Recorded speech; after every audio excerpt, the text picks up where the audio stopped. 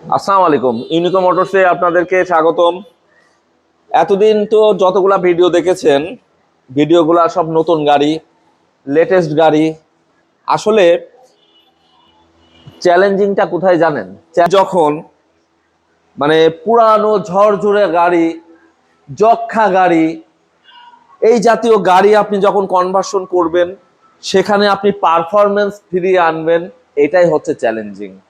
আপনি হাইব্রিড গাড়ি কনভার্সন করলেন, আপনি প্রিমিও, এলিয়ন, এক্স করোলা, জি করোলা, তারপরে হচ্ছে আপনি হাইব্রিডের ভেতরে আপনি নোয়া, স্কোয়ার এগুলা করলেন। তা আসলে ওইটা চ্যালেঞ্জিং না। আপনি নতুন গাড়ি কনভার্সন করবেন, যে কোনো টেকনিশিয়ান দিয়ে করবেন, দ্যাটস ওকে।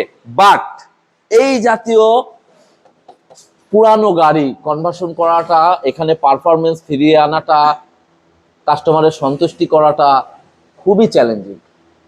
তো আপনারা যারা পুরাতন গাড়ি, এই গাড়িটা একটা সিএনজি কনভার্সন করা ছিল 90 লিটার দিয়ে, এটা একটা প্রবক্স গাড়ি 2003 মডেলের।